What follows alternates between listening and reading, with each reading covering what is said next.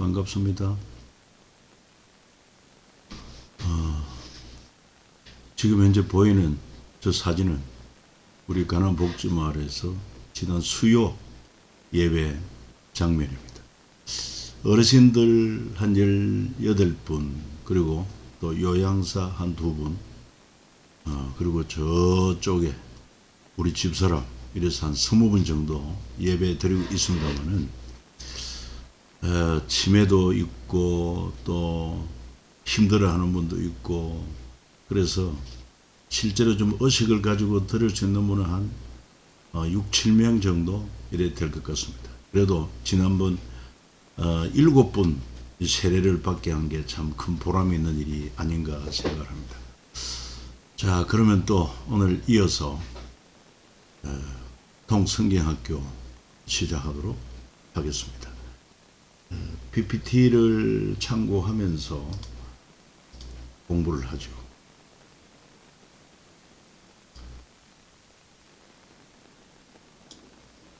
통성경 길라잡이, 아무튼 이 과정을 통해서 성경이 통으로 여러분 손에 들어오기를 바라고, 그리고 성경을 이야기할 수 있는 그런 자신감이 들게 될 것입니다. 기대를 합니다. 통성경, 우리가 할 때 꼭 기억해야 될 것은 7트랙, 그리고 20마당, 그리고 52과로 성경 전체를 풀어나갈 수 있다. 자, 20마당 여러분 기억하십니까? 첫 번째 우리가 하나님의 마음, 그 다음에 열방을 향한 꿈, 만나 세대 신앙 개성, 이렇게 해서 창세기에서 하나님 마음을 읽고 또 출애굽기 레위기 통해서 열방을 향한 그 꿈을 우리가 발견하고, 그리고 하나님께서 민수기 신명기 통해서 이 만나 세대 또 이 얘기가 나오고, 그렇습니다. 이 성경을 이렇게 묶어서 큰 주제로 이렇게 표현한 것이고, 그래서 모두 구약 신약 다 해서 20마당을 만들고, 또 각 마당에서 전체 52가로 이렇게 풀어나가고 있다는 것을 기억하면 좋겠습니다. 오늘은 제1틀의 55경, 그리고 두 번째 마당, 열방을 향한 꿈, 그 가운데서 이제 5가 세계 선교의 꿈, 제사장 나라 공부하게 되겠습니다. 성경은 출애굽기 19장에서 40장 이 내용이 여기에 포함이 됩니다. 그래서 5가에서는 한 6가지 정도 주제로 이야기할 수 있는데, 첫 번째 시내산 언약, 그 시내산에서 하나님과 맺은 언약을 얘기하고, 그 중에서 그리스도인의 대헌장이라고 말할 수 있는 십계명, 그리고 죄인이 하나님과 만날 수 있는 중요한 통로, 성막을 만들 수 있는 설계도와, 그리고 그 성막에서 제사를 집례할 제사장 제도를 말씀하고 있습니다.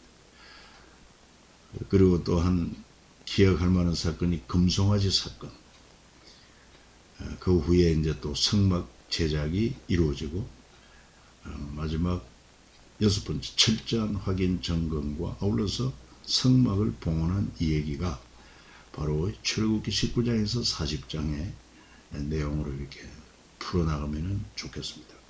그래서 5가 할 때 제목, 이 5가에서 큰 주제로 이 6가지 정도 이렇게 늘 이렇게 암기하면 참 좋습니다. 그런 훈련이 되기를 바라고, 그 다음에 저는 여러분들 하면 어떻게 하든지 연일독 성경을 1년에 한 번은 읽게 만들고, 또 나아가서 여러분 각자 교재를 가지고 있으니까 그 교재를 미리 읽으심으로 말미암아 그 제 강의를 들을 때 보다 더 이해하기 좋도록 저는 뭐 이끌어가는 가이드에 불과하다고 생각하고, 여러분들이 이왕 이 통성경학교에 들어왔으니 함께 끝까지 공부함으로 좋은 결과가 있기를 바라는 것입니다. 역시 통성경에는 시간과 공간과 주요 인물이 나오는데 바로 시내산 그리고 모세, 아론, 보살렐, 오홀리압, 이단말 이런 인물들이 되겠습니다.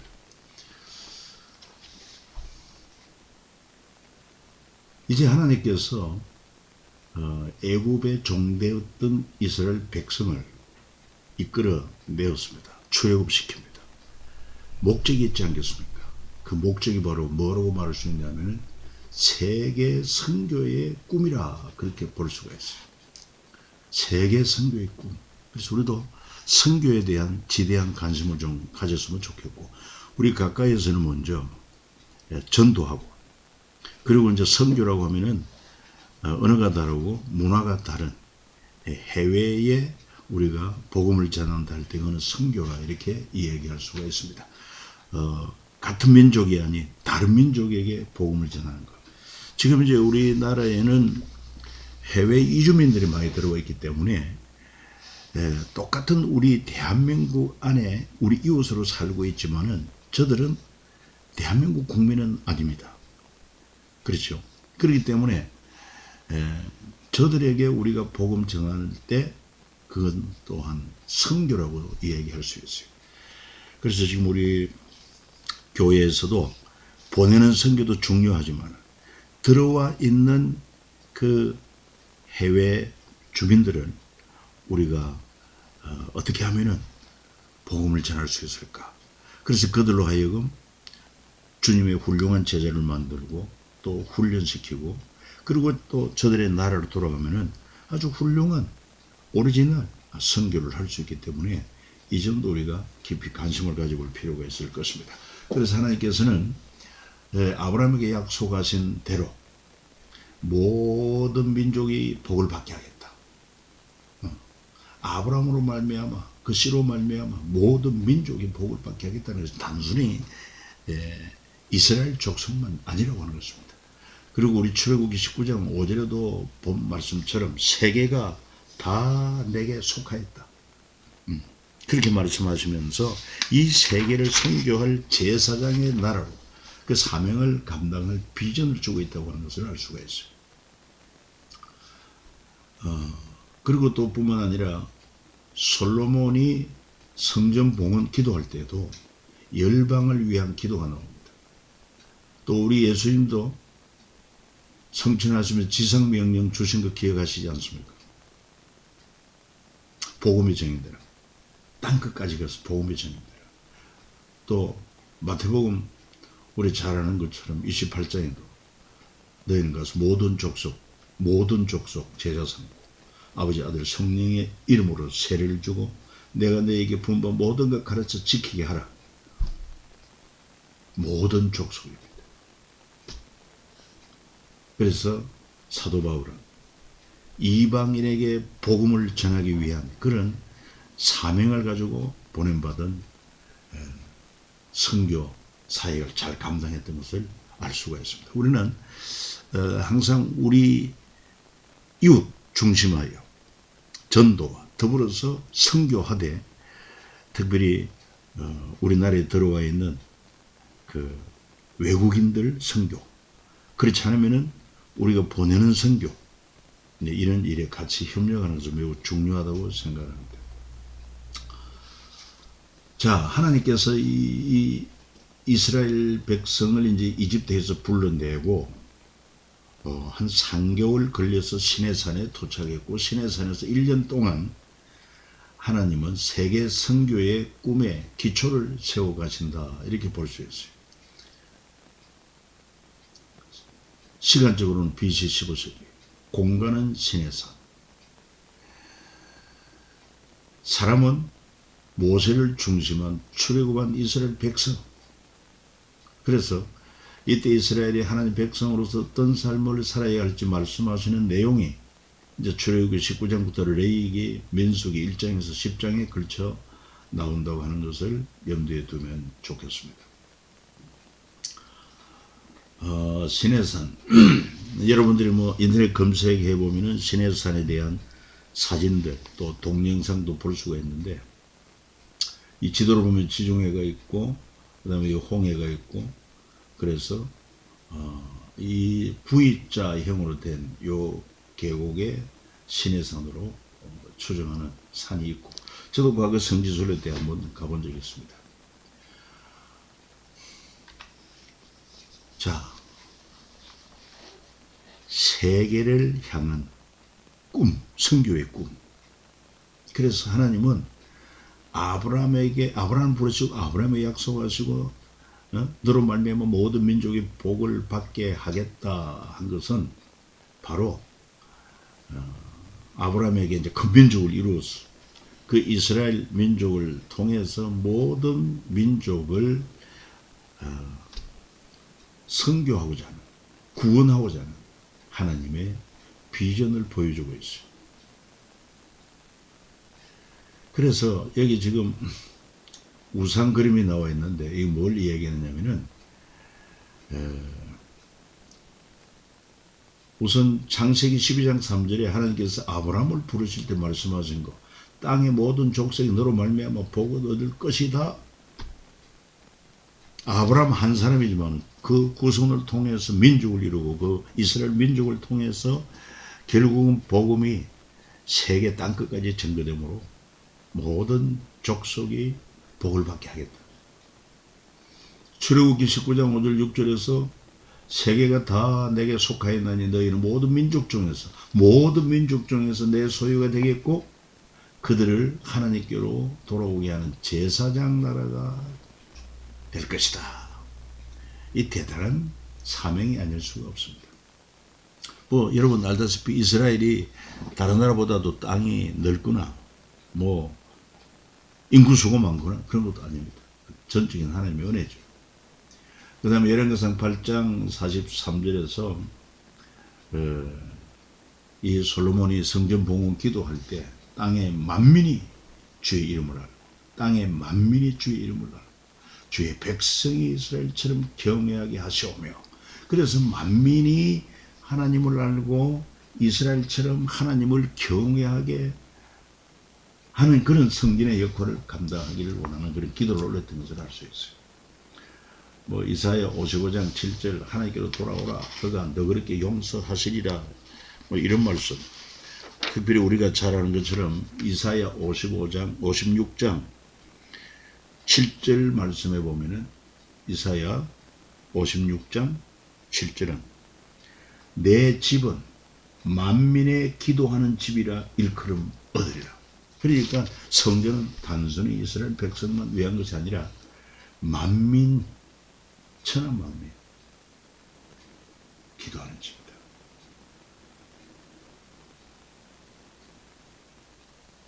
그리고 에스겔 33장 11절에 나는 악인이 죽는 것 기뻐하지 않고 악인이 그에게로 돌이켜 떠나 사는 것을 기뻐하노라 이렇게 하면서 하나님께서 만민을 구원하기 원하시는 그런 세계 선교의 꿈을 얘기하고 있고, 그래서 하나님께서 아모스나 이사야나 예레미야나 에스겔 이런 선지자를 통해서 말씀하실 때 보면은 열방을 향한 하나님의 심판을 경고하고 그리고 주께로 돌아와서 구원 얻기를 원하는 그런 메시지를 전하는 것을 볼 수 있어요. 아모스도 여러 나라 여러분 뭐 잘 보이지 않겠습니다만은 책을 보면은 참고하시면 좋겠습니다. 그저 단순히 이스라엘 족속만을 위한 그런 선지 예언을 한 것이 아닙니다. 이런 것을 볼 때 우리도 좀 큰 그런 스케일을 좀 가질 필요가 있지 않겠나 생각을 합니다.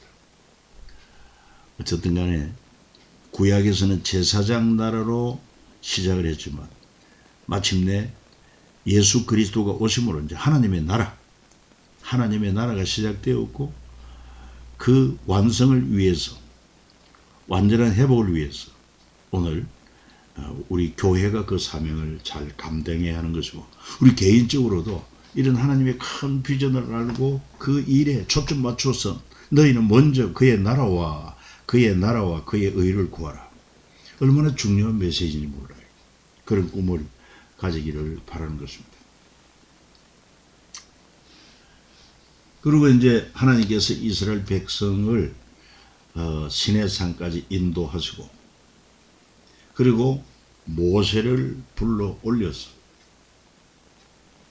하나님이 율법을 말씀하시고는, 그리고 하나님의 율법을 받은 모세가 다시 이스라엘 백성의 장로들을 불러서 하나님 자기에게 명령하신 모든 말씀을 그들 앞에 진술하고, 그때 그 장로들은 우리가 여호와께서 명령하신 대로 우리가 모세 다 행하리이다. 모세가 백성의 말을 여호와께 전하매, 이런 말씀이 나옵니다.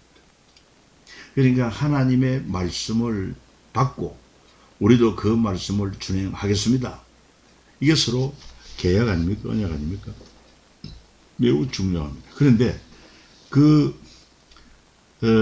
하나님과의 이 언약은 단순한 말로서만 언약이 아닌, 여러분, 피로서 언약을 체결합니다.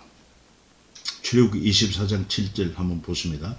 언약서를 가져다가 백성에게 낭독하여 듣게 하니 그들이 이르되 여호와의 모든 말씀을 우리가 준행하리이다. 모세가 그 피를 가지고 백성에게 뿌리며 이르되 이는 여호와께서 이 모든 말씀에 대하여 너희와 세우신 언약의 피다. 그랬습니다. 그럼 무슨 말씀인지 아시겠습니까? 하나님의 율법을 범하면은 피 흘려 죽는 것처럼 사망이라는 것입니다. 죗값은 사망입니다. 그처럼 하나님과 이스라엘 백성이 언약을 맺었지만, 하나님이 완전하신 분이니까 여러분 그 언약을 깨뜨릴 이유가 없죠. 그러나 우리 인간은 불완전하기 때문에 그 언약을 온전히 지킬 수가 없잖아요. 그래서 이제 그 죄를 속할 수 있는 그런 또한 하나님의 은총이 필요한데, 그게 바로 이제 후에 나오는 성막 제도를 통해서, 희생 제사를 통해서, 그래서 죄 사함 받고 하나님 관계를 회복하는 그런 성전 제도를 허락해 주신 것을 알 수 있어요. 그런데 이 시내산에서 맺은 피로 세운 이 언약은 이제 예수님이 오셔서 새 언약으로 완성이 됩니다. 여러분, 그때가 언제냐면은 바로 최후의 만찬, 마지막 유월절을 제자들과 함께 지키면서 떡을 떼어 주시며 가라사대 받아 마시라. 이것은 너희를 위하여 주는 내 몸이다. 너희가 이를 향하여 나를 기념하라고. 저녁 먹은 후에 잠도 그와 같이 하여 이랬을 때 이 잔은 내 피로 세우는 새 언약이니 곧 너희를 위하여 붓는 것이라. 이렇게 말하고 있습니다. 그러니까 우리 인간은 하나님의 율법을 완전히 지킬 수가 없어요. 이것을 우리를 대신하여 예수님이 하나님과 언약을 맺은 거예요. 그래서 예수님이 십자가에 못 박혀 피 흘려 죽으심으로 우리 죄를 다 청산한 거 아닙니까? 그래서 이제 우리가 누구든지 예수님의 살과 피를, 나의 죄를 위하여 주님이 살을 찢고 피 흘려 돌아가셨다. 그래서 예수님만이 내 죄를 속할 수 있는 대속자가 되시고, 그리고 죽음을 이기고 부활과 영생을 주시는 구주가 되신다는 이 믿음을 가지면은 예수 보혈의 공로로 제3복 구원을 얻게 되는 것입니다. 참 이 언약이 매우 중요하지요. 자, 그래서 하나님께서 이제 아브라함에게 말씀을 주시고 언약을 체결하시고는 먼저 십계명을 가르쳐 주셨습니다. 출애굽기 20장에 보면 이제 십계명을 주시는데, 이 십계명이야말로 제사장 날에 대해 헌장이라 그렇게 볼 수 있어요. 참고로 대한민국 헌법 제1조는 뭐냐? 대한민국 민주공화국이다. 대한민국의 주권은 국민에게 있고 모든 권력은 국민으로부터 나온다. 이게 바로 대한민국 헌법 제1조인 것입니다. 이게 잘 이루어져야 되는데 좀 온전하게 이루어지지 않아서 우리 국민들이 깨어 일어나야 되는 것입니다. 그래서 하나님께서요, 십계명을 주실 때 먼저 뭐라고 말씀하시느냐? 나는 너를 애굽 땅 종되었던 집에서 인도하여 낸 네 하나님 여호와니라 그랬습니다. 그러니까 애굽의 종되었던 우리를 해방시키고 자유를 주시고, 그리고는 거룩한 백성으로 살도록, 제사장 나라 백성으로 살도록 하나님께서 율법을 주신 것이다. 오늘 우리 신약시대 성도들도 동일한 원리를 적용할 수 있습니다.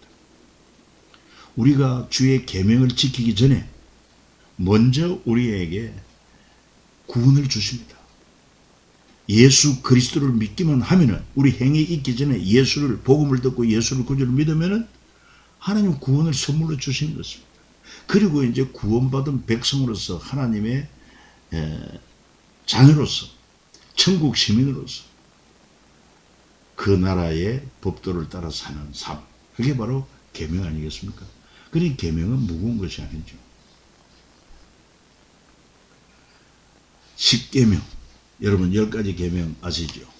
나 외에 다른 신을 내게 두지 말고, 우상 만들지 말고, 여호와 이름을 망령되게 부르지 말라, 안식일을 거룩하게 지켜, 네 부모를 공경하라, 살인하지 말라, 간음하지 말라, 도둑질하지 말라, 네 이웃에 대해 거짓 증거하지 말라, 네 이웃의 집을 탐내지 말라.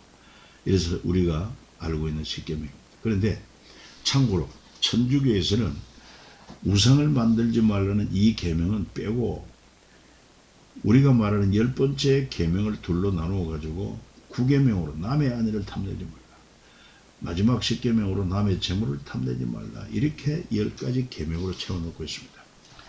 그래서 천주교에는 사실 마리아상 만들어 놓고 그 앞에서 기도하고, 하나님은 분명히 제2계명에서 우상 만들지 말고, 어떤 형상이든지 만들지 말고 칠하지 말라 그랬는데, 아무튼 참고로 여러분 기억하시면 좋겠습니다.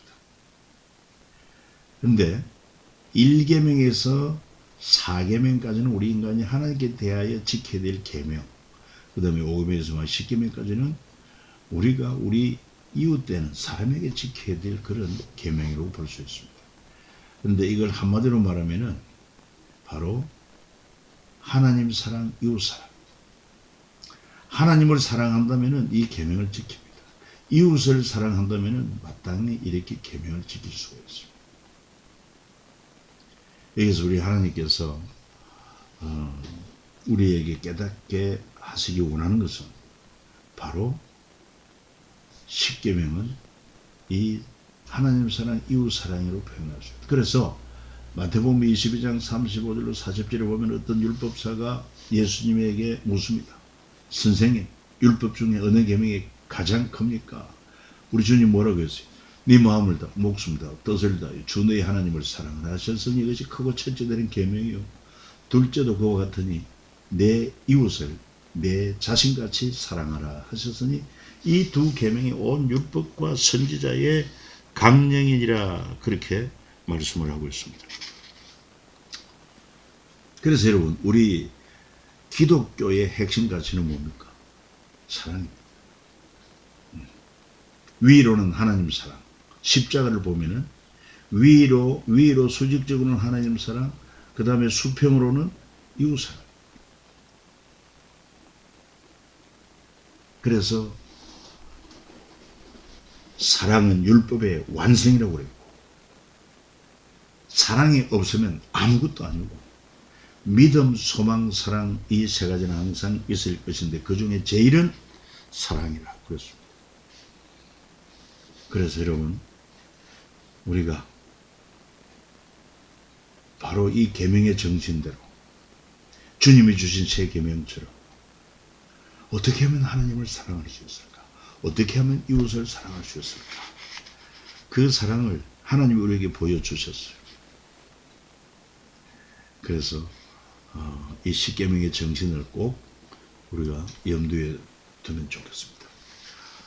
자, 그런데 이렇게 하나님께서는 모세를 불러서 애굽에서 이끌어낸 그 이스라엘 백성들로 하여금 하나님이 가르치고 훈련하시 천하 만민을 위한 제사장 나라로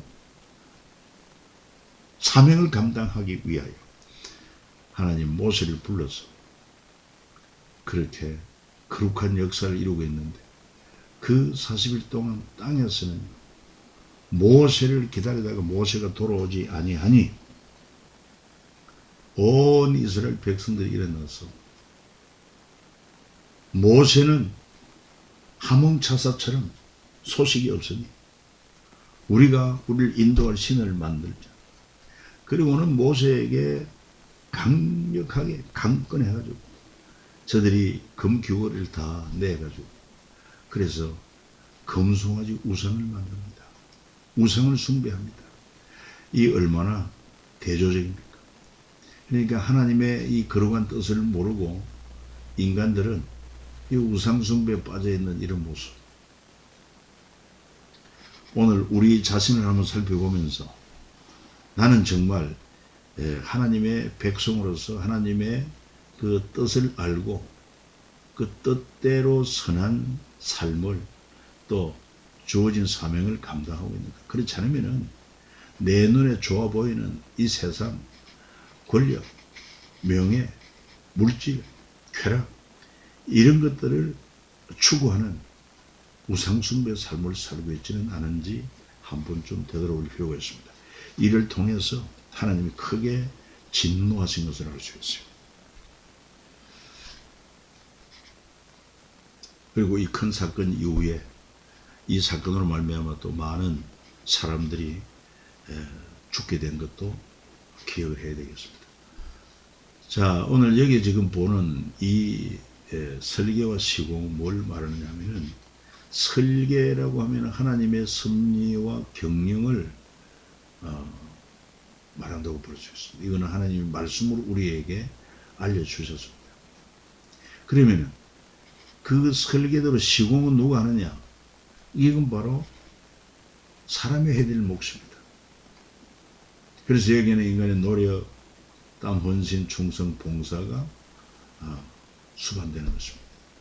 그런데 하나님의 섭리와 그 경영을 알고 그걸 이루기 위하여 우리가 헌신하고 또 시간, 물질, 몸을 들여서 충성, 봉사하면 이것이 우리에게 상급이 된다는 것. 뭐 예를 들어서 보면은 설계자 하나님은 에덴 동산 직접 이거는 뭐 하나님의 시공입니다. 그 다음 마지막에 새하늘 새 땅도 하나님이 하시니, 그러나 방주라든지 성막과 언약궤라든지 그 다음에 또 약속의 땅에 들어가서 성전 건축이라든지 이런 것은 하나님이 보여주신 설계대로 인간이 해야 할 일이다 하는 것입니다. 우리 이미 노아 방주 얘기를 했습니다마는, 여러분 노아가 때 시대의 사람인 것입니까? 지금부터 4,000년 가까이 되는 그런 시간 전에 여러분 거대한 방주를 만든다. 이 얼마나 힘들고 어려운 일인지 모릅니다. 그럼에도 불구하고 믿음의 사람들은 주어진 하나님이 주신 그 사명을 감당해내었다는 것입니다. 하나님이 말씀하신 대로 다 준행하였더라. 그렇게 성경은 증거하고 있고, 역시 이제 우리가 살펴볼 성막과 언약궤도 마찬가지입니다. 하나님이 말씀하신 대로 그대로 다 이루는 것을 볼 수가 있어요. 인간이 해야 할 일입니다. 우리 앞에 주어진 일, 우리가 주님을 섬기고 교회를 섬길 때 우리에게 주어진 사명이 힘들고 어렵다고 우리는 뭐 거절할 것도 아니고 불평할 것이 아니라, 이 거룩한 일에 우리가 쓰임 받는다고 하는 그 가치를 알고, 그래서 기도하면서 그리고 내게 있는 몸으로 또 물질로 그리고 재능으로 우리에게 주는 사명을 감당해야 합당한 것이죠. 지혜로운 것입니다. 복된 것입니다. 그래서 하나님은 이 제사장 나라로 셋업하기 위하여 먼저 율법을 주셨고, 그 율법이 하나님의 법의 기준입니다. 거룩의 기준입니다. 그 법을 어겼을 때 여러분 죄값은 사망 아닙니까? 그런데 하나님은 죄인들 우리가 죽기를 원하시는 것이 아니라 죄를 알고 어떻게 하면 이 죄를 속죄 받을 수 있는지 그걸 가르쳐주고, 그러기 위해서 하나님 먼저 이 성막을 설계도를 보여주셨고 설계도대로 이 성막을 짓게 한 것을 볼 수가 있습니다. 성막이라고 하는 것은 거룩한 회막. 왜냐하면 이스라엘 백성이 애굽에서 나와가지고 광야를 통과해서 약속의 땅까지 계속 이동해 가야 하기 때문에 고정된 건축물 아니고 계속 옮겨갈 수 있는 것은 바로 천막밖에 없지 않습니까? 그래서 천막으로 만든 성전이다. 성막, 회막 이렇게 이야기를 하죠. 그래서 이 성막은 이스라엘 백성이 하나님께 제사를 드리던 이동식 성소. 그래서 언약궤를 바로 지성소에 둔 것을 알 수 있습니다. 그리고 이 지성소는, 성소는 특별히 지성소, 지극히 거룩한 공간이라는 곳이죠. 하나님의 임재의 상징입니다. 그리고 이 성막은 항상 이스라엘 진중앙에 있습니다. 12지파 있으면은 그 지파가 동서남북으로 이렇게 나누어 있고 그 가운데 중앙에 성막을 이렇게 설치를 합니다. 그래서 움직이는 성막 500명, 예루살렘 성전까지 하나님과 이스라엘이 만나는 곳으로 그렇게 우리가 알 수가 있습니다. 특별히 이 성막, 이 성전의 중요한 의미가 인간의 죄를 속죄하는 제사의 장소요, 그로 말미암아 제사함 받는 용서의 장소다. 그래서 죄인이 하나님과 관계를 회복하고 하나님께 나아가는 유일한 통로가 되는 것이 바로 이 성막이다. 그래서 성막은 타락한 죄인이, 범죄한 죄인이 거룩한 하나님을 만날 수 있는 유일한 통로다. 예수가 내가 곧 길이요 진리요 생명이고 말하는 것처럼 예수님만이 하나님께 나아가는 유일한, 나로 말미암지 않고는 아버지께로 올 자가 없다고 하신 말씀이 바로 그 말씀 아니겠습니까? 그래서 이제 하나님께서 시내산에서 모세에게 이 성막에 대한 설계도를 다 주셨습니다. 우선은 길이가 100규빗, 그 다음에 폭이 50규빗. 여러분 한 규빗이 대개 45cm, 또 크게 보면 50cm가 되는데 쉽게 50cm로 이해해도 좋습니다. 그러면은 100규빗 끝으면은 여러분 몇 메다 되겠습니까? 50m. 크죠? 굉장히 뜰이. 그 다음에 25m. 그리고 이제 전부 다 이렇게 흰 포장을 다 칩니다. 그리고 이제 이게 출입문을 39개, 한 15m 정도. 그래서 항상 출입문은 동쪽에 위치하고 있다고 하는 것을 명시해야 하겠습니다. 예루살렘 성전도 황금문이 동쪽에 있습니다. 지금은 닫혀 있죠. 나중에 메시아 오면은 열린다. 그렇게 저들은 말하고 있습니다. 그래서 이 동쪽으로 들어오면 먼저 번제단이 있습니다. 번제단은 죄인이 재물을 가지고 와서 죽여서 피를 흘리고 각을 뜨고, 그래 하면은 여기 이제 그 제사장들이 고기를 번제단 안에서 불태우죠. 피를 뿌리고. 그래서 용서를 받는 것입니다. 이 짐승이 내 죄를 대신해서 피 흘려 죽는 것을 볼 때, 죄값은 사망이구나. 그리고 뿐만 아니라 죄로 인한 이렇게 불태워지는 영혼의 형벌을 받는 것이구나. 아주 죄를 경계하도록 만들고 죄가 무서움을 알게 하는 것을 알 수 있어요. 그래서 이렇게 희생제사를 드리고 나면 이 제사상 받았다 하는 것은 용서의 장소가 바로 성소였다. 그리고 이제 수종들은 제사장들도 이 거룩한 성소에 함부로 들어갈 수가 없어요. 물두멍에서 손발을 씻고, 그리고 이 휴장을 통해 들어가면은 제사장들이 오른쪽에 떡상 12댕의 떡이 있고 왼쪽에는 7 정금 등대가 있고, 그 다음에 앞으로 나아가면 지성소 앞 휴장이 있는데 거기에 분향단 기도를 합니다. 불을 꺼지지 않습니다. 우리 기도의 불도 꺼지지 않도록 해야 될 것입니다. 그 다음에 이 안쪽에 들어가면 바로 지성소 언약궤가 있죠. 이렇게 구도가 되어 있습니다. 이 뜰이 이렇게 상당히 크다 하는 거 기억하시면 되겠고, 여기도 역시 폭과 지성소 길이, 그 다음에 성소의 길이 이렇게 되어 있습니다. 오늘 좀 다른 그림으로 이제 이렇게 한번 살펴본 것입니다.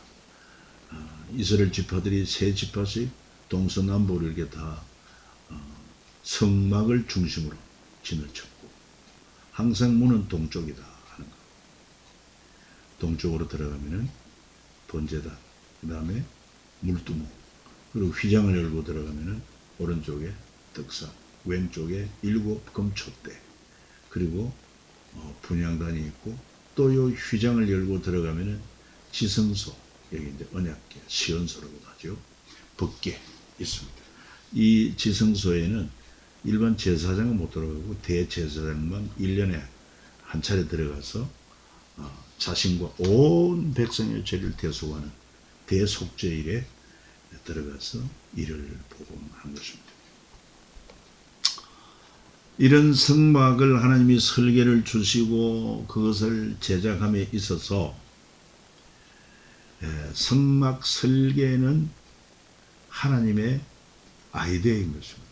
성막은 뭐 마음대로 우리가 편리한 대로 지을 수가 없어요. 하나님이 설계하신 그대로.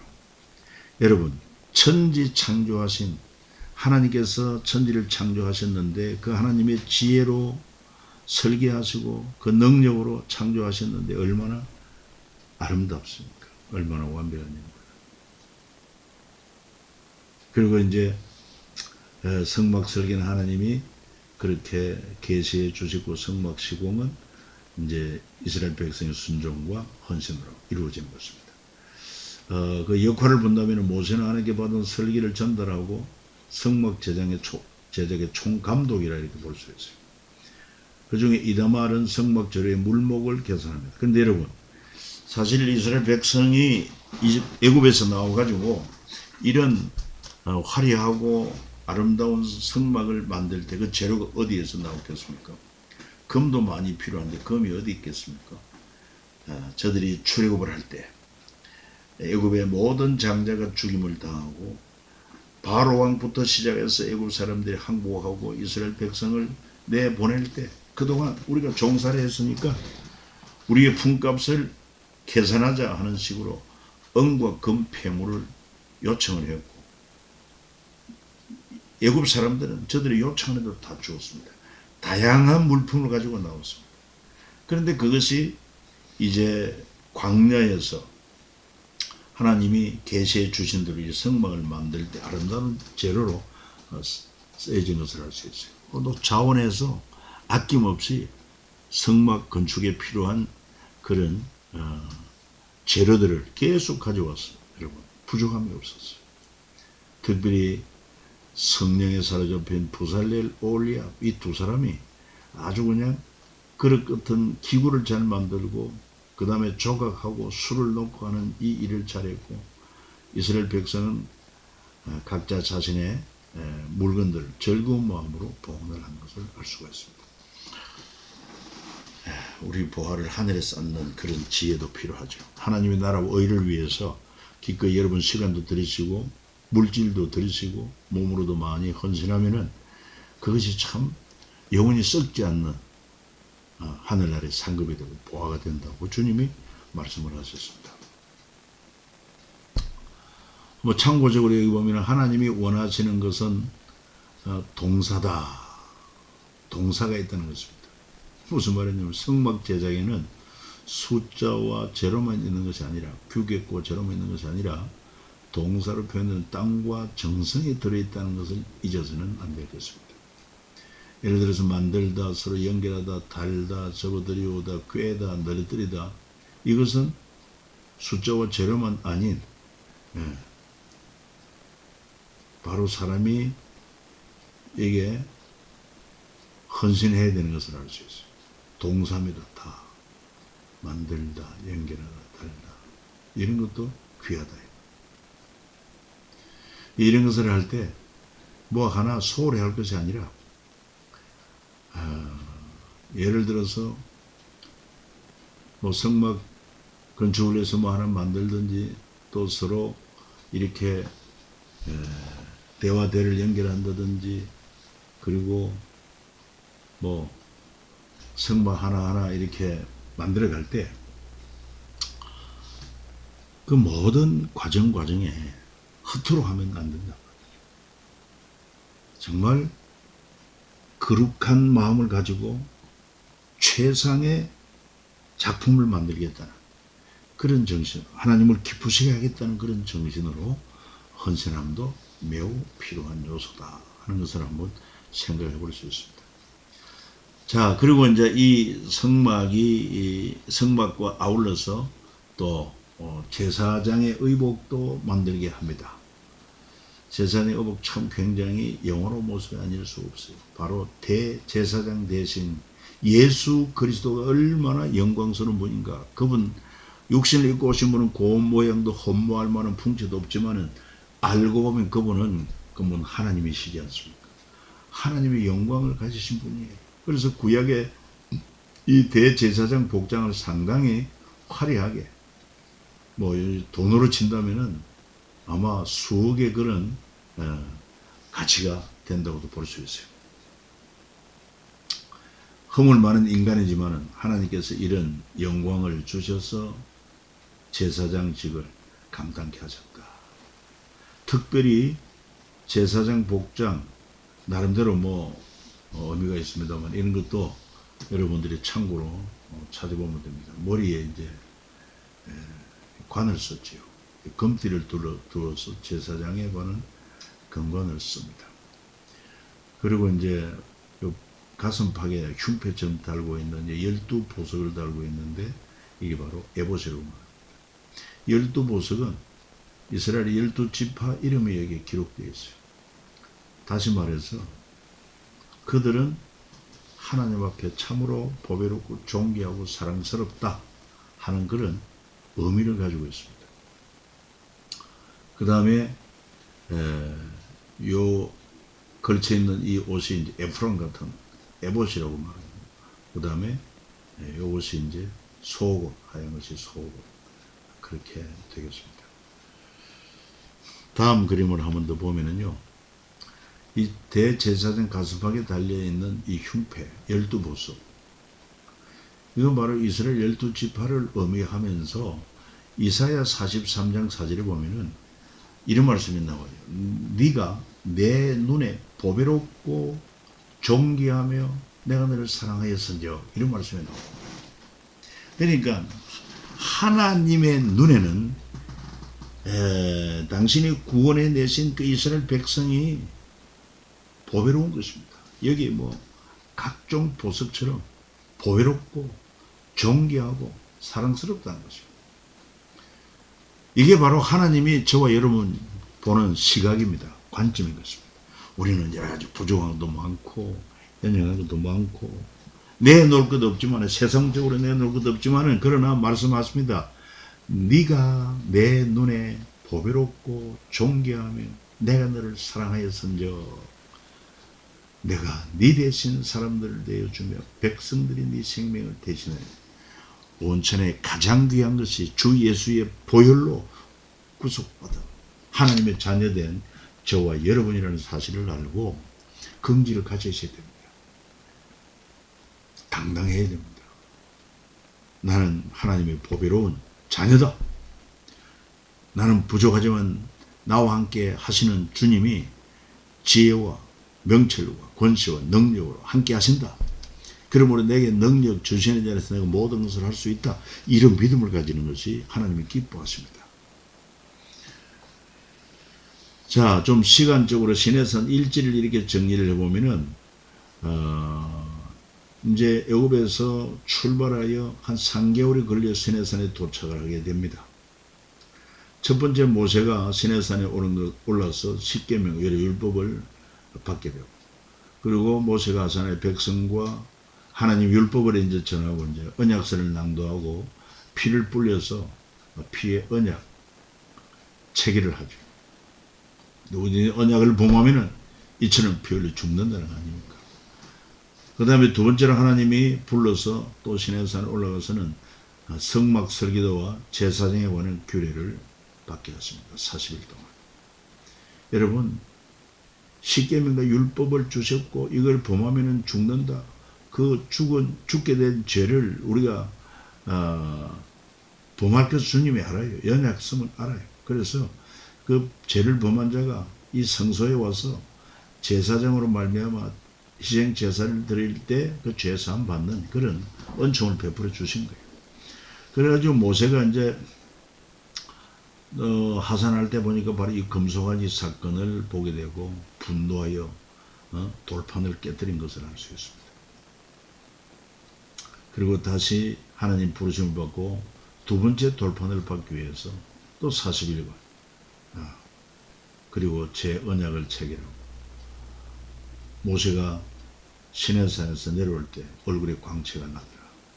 이처럼 여러분 우리 통성계학교 공부하는 여러분들도 하나님 말씀을 읽고 또 교재를 부지런히 여러분들이 읽어가면서 예습도 복습도 하시고 함께 또 이렇게 강의를 듣는 가운데 여러분 성령의 임재와 아울러 그 거룩한 말씀이 여러분 마음에서부터 그것이 여러분 말로 표현되고 여러분 얼굴로 표현돼서 광채, 거룩한 빛나는 그런 은혜도 있기를 바랍니다. 그렇습니다, 여러분.